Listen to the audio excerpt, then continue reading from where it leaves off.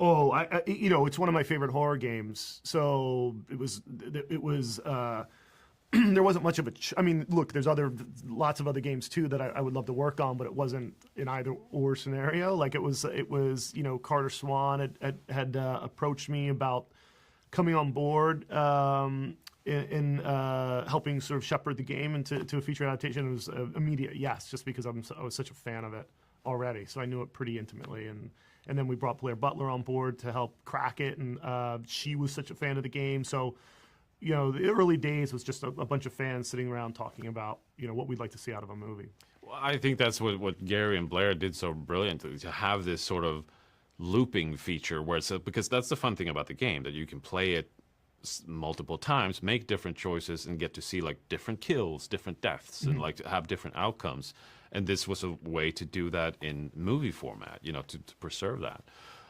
So I was super excited about that, to be able to do that.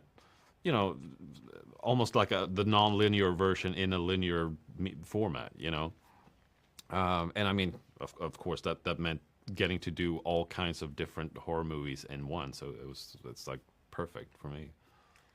I mean, what happens in the bathroom, I think is, it's one of the, when you make a movie, there's always a little compromises, or things turn out a little differently than you imagined. I think that scene turned out exactly the way I imagined, which is so rare. So and it's so simple to do as well. Like it was just,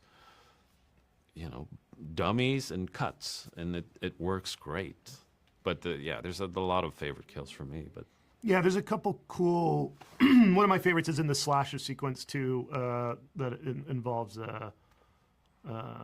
an axe that I really like too. Yeah. It's not a remake of the game, that it is sort of a continuation or like an expansion of the universe. So the movie takes place in the same universe as the game, which is so great because then fans can enjoy it and see all the connections to the game and tie-ins, while newcomers who haven't played the game can still enjoy it. They might not know what those things are, but those are more for the fans. Right. Dr. Hill was, to me, he's sort of the linchpin of the franchise and really the connective thread that ties kind of, for me, the game to the movie to hopefully to other games to hopefully other media and stuff like that. I feel like he's really kind of the face of the franchise for me, and I just, I love who he is. I love Peter, who plays him so brilliantly.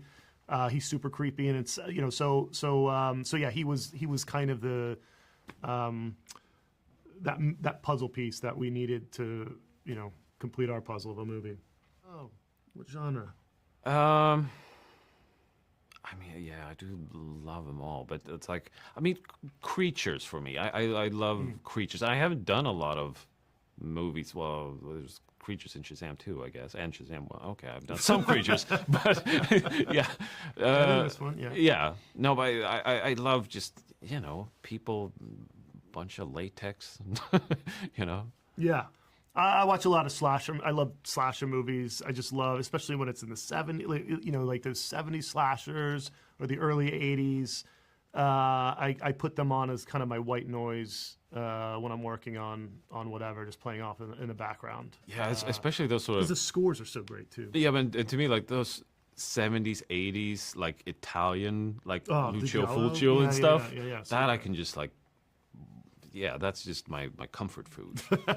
Yeah, they're so great.